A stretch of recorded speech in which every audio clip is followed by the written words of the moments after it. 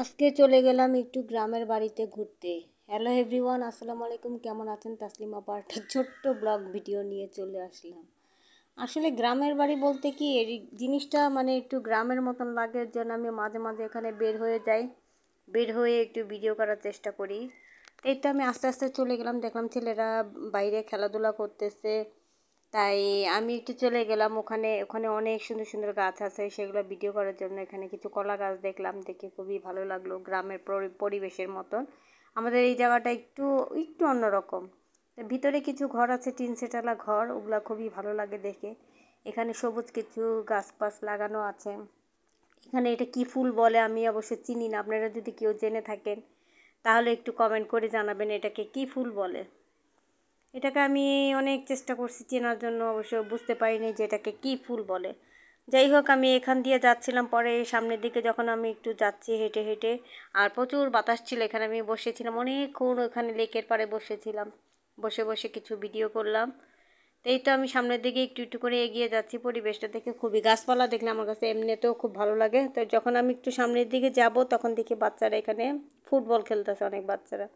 তো কিছু ভিডিও আমি দিতে পারি নাই, মানে নিতে পারি না এর জন্যই, কারণ অনেক ছেলেরা খালি গায়ে ছিল, খালি গায়ের ভিডিও তো দেওয়া যাবে না। যাই হোক, ওই যে বাচ্চারা এখানে খেলাধুলা করতেছে, ওরা খুব মজা করতেছে, এনজয় করতেছে। মাদ্রাসার কিছু ছেলে আছে, এমনি কিছু ছেলে আছে। এই জন্য আমি ভিডিওটা ওখান থেকে দেখাতে পারলাম না, কারণ খালি গায়ে তো দেখানো যাবে না, এর জন্য স্কিপ করে ফেললাম। ওখান থেকে একটা গলির ভিতরে ঢুকে গেলাম। ওখানে যে দেখি যে অনেক রকমের গাছ লাগাইছে, লাউ শাকের থেকে শুরু করে দেখেন কি সুন্দর লাউ গাছ লাগাইছে। আমি এই ঝাঁকার ভিতর দিয়ে ঢুকে গেলাম। আস্তে আস্তে করে আমি সামনের দিকে যাচ্ছি, আর একটু একটু করে ভিডিও করার চেষ্টা করলাম। আমাদের বাসার সামনে 10 মিনিট লাগে যেতে। তো এই যে এই একটা ভাঙ্গা ঘর, এটার ভিতরে দেখলাম যে হিন্দু বাড়ি। এখানে অনেক রকমের গাছ লাগিয়ে রাখছে, এখানে কিছু ফুল গাছ আছে। ওই যে আপুটা পানি দিচ্ছে, অবশ্য আমি যেতে চাইছিলাম ভিতরে, আবার ঢুকলাম না, যে কি না কি মাইন্ড করে এর জন্য। যাই হোক, উনিও এখানে অনেক গাছ লাগিয়েছে, এখানে কিছু পেঁপে গাছ আছে।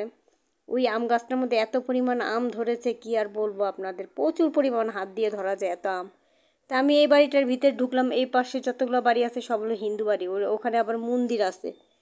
তাই আমি ওই বাড়িটার মধ্যে একটু একটু করে ঢুকে গেলাম, ঢুকে একটু একটু করে ভিডিও করার চেষ্টা করতেছি। এখানে একটু লাউ গাছ আছে, লাউ গাছের জাংলার ভিতর দিয়ে আমি ঢুকে পড়লাম আস্তে করে। এই তো গাছ, এই যে লাউ গাছ, এই জাংলার ভিতর দিয়ে আমি আস্তে করে এই যে এখান দিয়ে ঢুকে পড়লাম।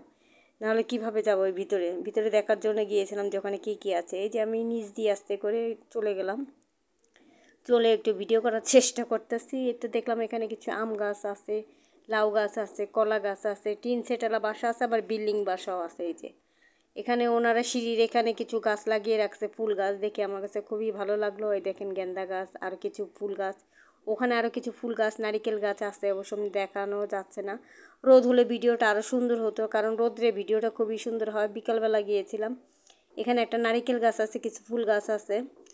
যাই হোক, আমার এই ভিডিওটা কেমন হয়েছে সবাই একটু কমেন্ট করে আমার আপুরা জানিয়ে দেবেন যে আমার এই ভিডিওটা কেমন হয়েছে। আর পুরো ভিডিওটা দেখে একটু কমেন্ট করবেন। তো ভালো থাকেন, সুস্থ থাকেন। ওকে, আল্লাহ হাফেজ, আসসালামু আলাইকুম।